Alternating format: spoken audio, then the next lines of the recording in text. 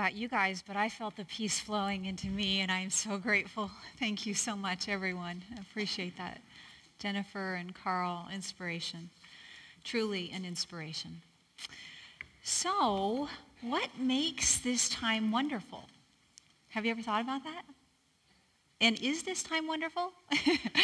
Is it? Okay, good. All right, Jennifer, I'm glad to see you. I was remembering as I was crafting this talk about Charles Dickens' A Christmas Carol. You remember that? Ebenezer Scrooge? I think if I asked him that question, he probably would go, bah, humbug. It's not a good Christmas season. And by the way, I want to let you know that Roderick is playing in the Christmas Carol down at the Zach Theater until the 30th of December.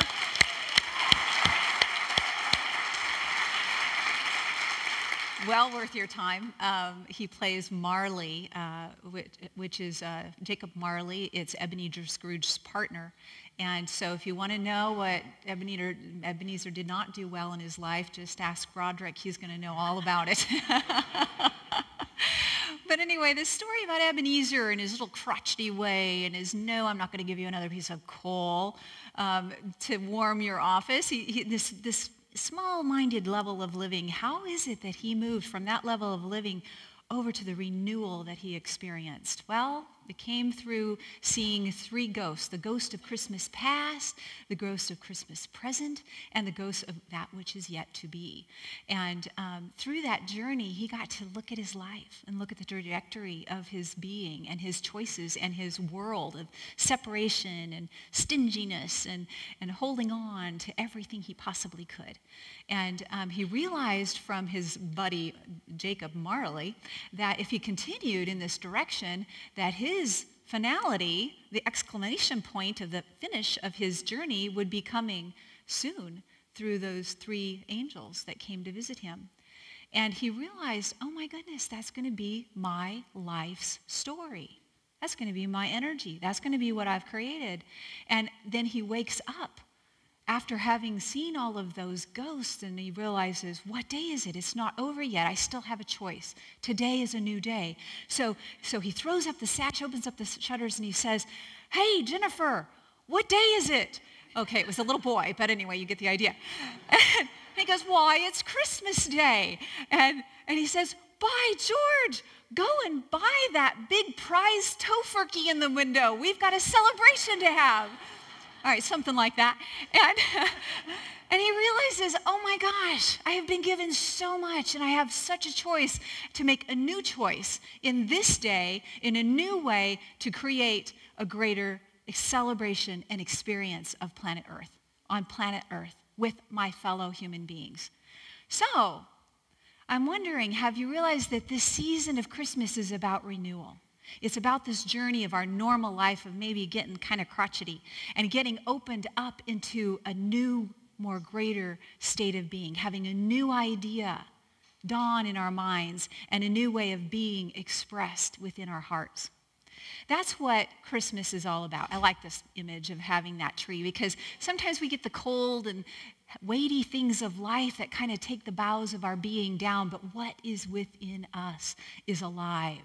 It's that light of God, that's that love of God that is within us and waiting to be experienced and expressed. It's the story of Christmas. It's the story of St. Nicholas, of Kris Kringle, of Father Noel, Père Noel in France, of that being within us, no matter what age we might be, that is able to give. To give. And in that giving, something is birthed. Something is grown. So, we're talking about the stages of life, and the whole theme for this whole entire Christmas season is bringing Christmas back to life. And last week, Brian did such a beautiful job of sharing about this older stage when we've been on the planet for 50 or 60 years, and we realize that it's not about the things of life, and that we have to find that sparkle, the sparkle that is actually that light that shines from our eyes and your eyes, and that rebirth of that light within us.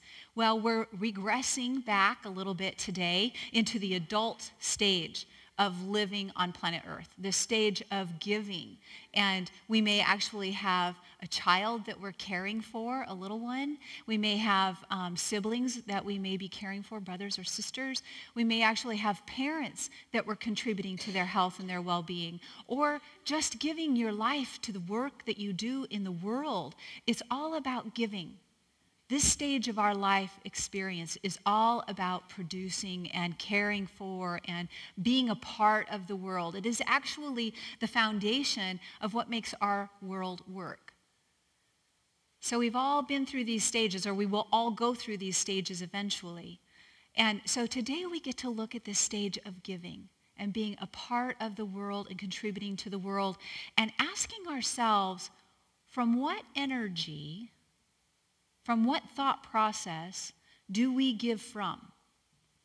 Because that level of energy and that level of thought that we give from actually impacts the world greatly. All right, so I was going down the road about, I can't believe this, I think it was 28 years ago. I was driving down the road to a Sunday Christmas lighting service in Oregon. And it was Mary Man and Morrissey's church, the Centers for Spiritual Living. I don't know if you've ever heard of it or not, but I was driving down the road at nighttime, and I could see the headlights and the taillights. And suddenly I had this moment where everything gets very, very still. And I could see this concept of going and coming were actually one and the same thing. It was just where you were perceiving it from that changed how it actually was experienced. And I realized in that moment that like you could get on an off-ramp and you could go back around, and that there's this actual pattern of like the infinity symbol where it goes and it comes and it goes and it comes. And this became a lesson for me about the energy of giving and the energy of receiving. That this is actually one experience. It looks like two. The dynamics of it may be the red taillights or the white headlights, but it's actually an essence of one experience. That as we give, we so too receive. How does that work? Do we give from a place of obligation or duty, or let's get this done and check it off the list? I know Ellen always says, let's get her done. And I love that energy within her and that passion within her. But she always has that get her done with, let's do this with a state of love. Let's do this with a state because we want to do this. And so when we are going about our holiday season, are we giving from a place of, I've got to make this happen, or I get to make this happen?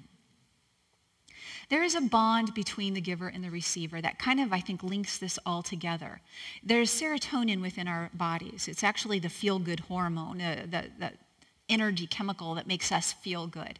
And when I give to you, Brian, I get a rush of serotonin within my body that says, that feels good. And when Brian receives, he too gets a rush of serotonin. And when Ellen witnesses that gift of giving and the gift of receiving, she too receives a rush of serotonin. It's the way it works. We are wired as human beings to be givers. And when we do so, it amplifies, thank you so much. It amplifies that energy of goodness within us.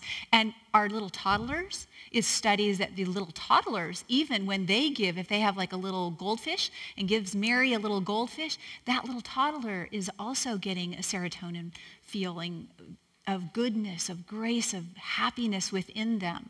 We are wired to give. We are wired to be a part of community. We are not wired to be isolated and alone.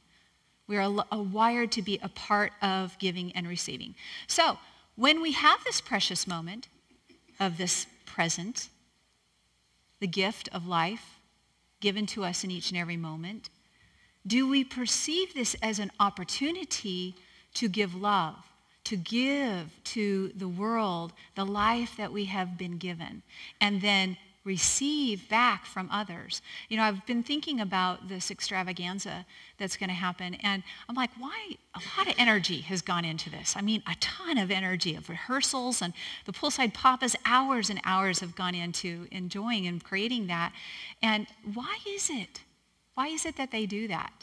It's because they love each other, and they want to be with each other, and they want to experience a moment together, and then share from that joy of their talent to the community, and the community then gets to give and receive back to this community. It's this flow of that heavenly state of giving and receiving.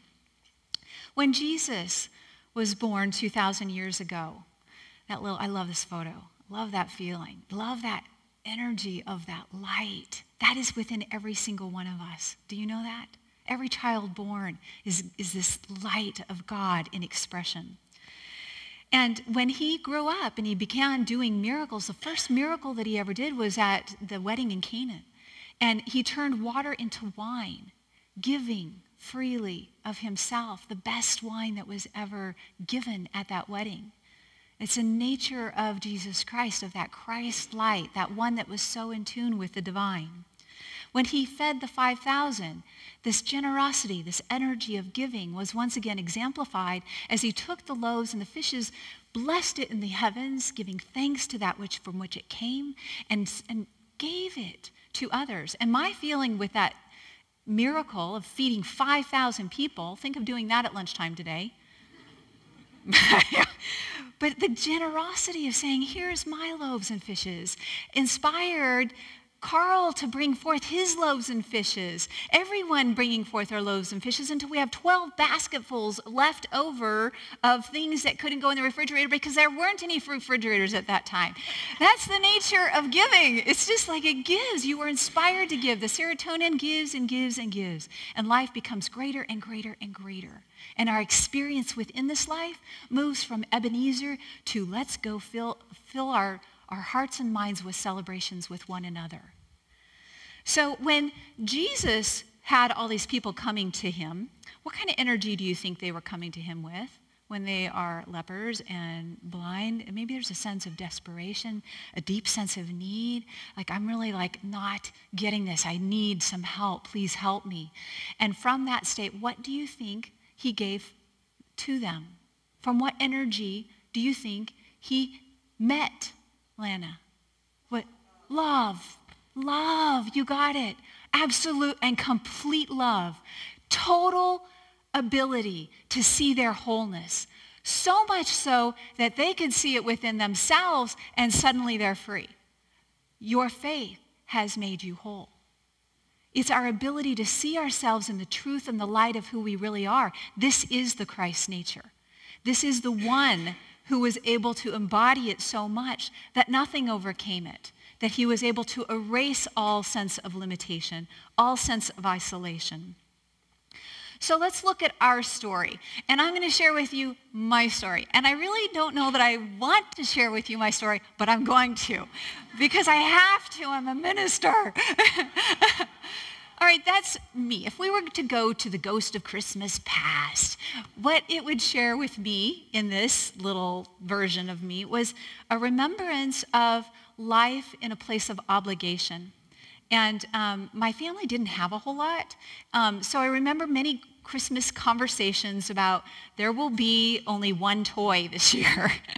And you know what? I was a kid. Kids don't care. Kids don't calculate, at least when they're little, how much you get or what you don't get. I remember getting this little doll for Christmas. I will remember her forever. You may not remember your little toys, but I remember this one.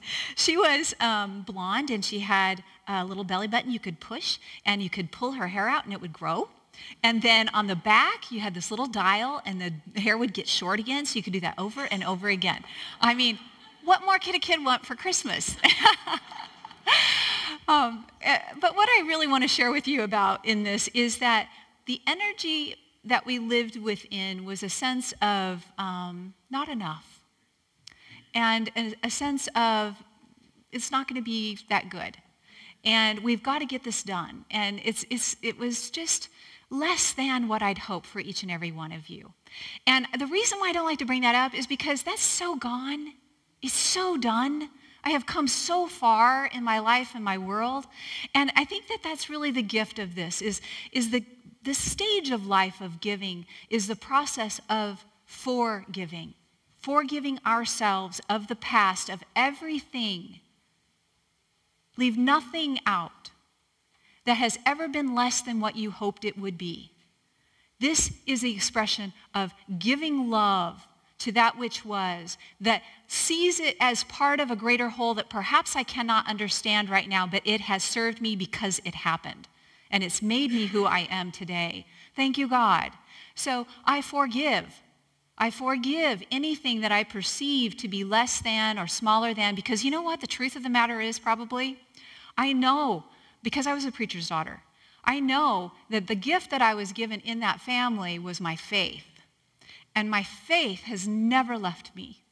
No matter what has happened in my life, it has seen me through.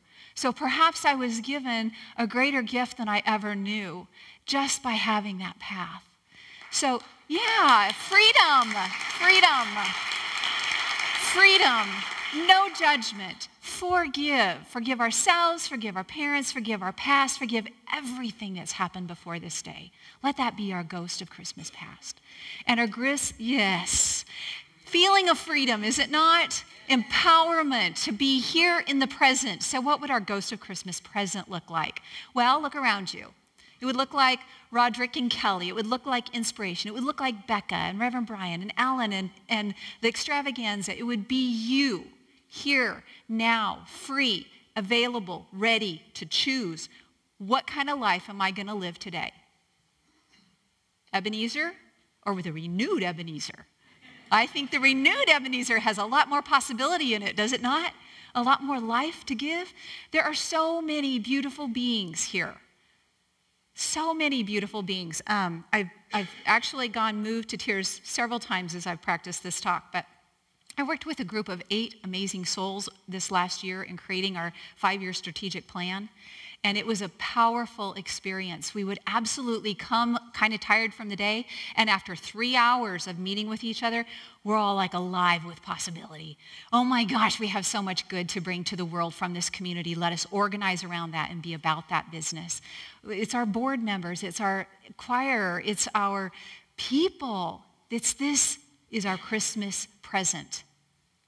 Pretty darn yummy, isn't it? Yeah. And what can it become if we go to our Christmas future? If we got visited by the ghost of Christmas future, what might that whisper to us, Unity Church of the Hills? What is possible here? I got to tell you, it reminded me of a story. This is actually a couple of years ago. I was in Banff, Canada. Yeah, Banff is so pristine, isn't it? And it was so full of hope. The beauty of that Lake Louise was just profound. I learned that the Archangel Michael is actually supposed to be like watching over those waters. The reason why this moment was special for me and why it speaks of Christmas future is because when I was there, I was working with the Templeton Foundation. I'd actually written a couple of grants that was for the Unity Worldwide Ministries movement to help share our message to the world. And they'd given us 2 grants for $217,000 for 2 different ways of helping to share our light in the world. The founder of the Templeton Foundation was Sir John Templeton. That man he gave $500 million to the foundation in 2008 when he passed. And as of 2011, that organization has over $2.1 billion to gift to people. And they focus it on religion and spirituality and how the sciences meet, where all of that, like, how does this all work? How does the capacity of our human spirit become manifest? How is it that we move from Ebenezer to that enlightened being that says, I choose love? How is that? They want to give to things like that. I was up there because I'd written the grants, but I got to tell you, it was my gift. Because that family, because it is a family, the granddaughter is now in charge of that organization. Imagine what it's like to be hanging around a whole entire family that's purpose in life is to give money, to ask the highest questions of humanity, to help answer those questions in a way that make us live better lives. That is an energy field. And I got to tell you, I want to be a part of that. I want to be a part of a ministry that is so focused on making an impact on the world that sets people free from this isolation, from this scrutiny, like life in a very small space to a life that's awake and alive and alert and giving into the world, because this is the kingdom. That's how the miracles take place. And they take place through us. They take place as us as we say yes. And I want to remind you of that miracle manifestation. Becca, where are you when I need you? Miracle manifestation meditation that's coming up, because that's one way that you can add your feelings into it. Yes. Yes. You know why that's so powerful? Because it's going from the field of energy into the field of creation. Instead of like pulling it from the field of existence into existence, it's pulling it from the source that wants us to organize, to allow the good and the God and the love and the peace that's here to be exponentially shining forth in all directions. It is our destiny. It is our destiny. Together, we will do it. Together, we will do it. All right, so I want you to just practice with me for a second. We live in the most wealthy country in the entire world right now. That's a gift to each and every one of us. So if you would, just for a moment, let's access this peace and this joy and this life and this love that God has birthed within us, that light that we saw in that Christ child. Oh, we send healing to wherever those emergency vehicles are going, so that wherever they are the light and wisdom of God acting on the behalf of all who are needing their help. Thank you, God. So too do we access that light of God within us, and we allow it to well up within us. Imagine with me a moist sponge, if you will. You are that moist sponge, already imbued in the love and the peace of God. But now we become receptive to the flow of that life of love within us, and we allow it to saturate us to the point to where we feel almost heavy with it, and we have to give it out from us, because that's the nature of who we are. And when you feel so saturated with that presence and that power and that love and that light of God that is within you, I invite you to open your eyes and to find someone else in this sanctuary to just give from the overflow of that love. To give a smile to someone across the aisle or next to you, because you are love, you are light, you are that God-given gift to this world. And from the overflow is where we give. From that amazing beauty of your smile that I see, life gets lighter, and we get lighter as we give it. It is a beautiful expression. All right, dear ones, I'm going to close with this, which is a gift to us from Hafiz. And it says, its title is, The Sun Never Says. Hafiz says, even after all this time, the sun never says to the earth, you owe me. Look what happens with a love like that. It lights the whole sky.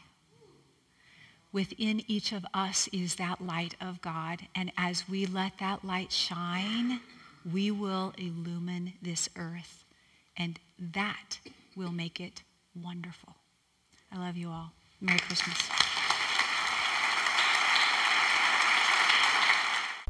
Thank you for joining us today. If you like the message, we invite you to like it or share it. And we also want to let you know that we're on Instagram, Twitter, and we'll see you again next Sunday on Facebook at 11:25. We're a New Thought church where lives are transformed, and we welcome you to check us out. Check out our website, unityhills.org. We'll see you next week. Namaste.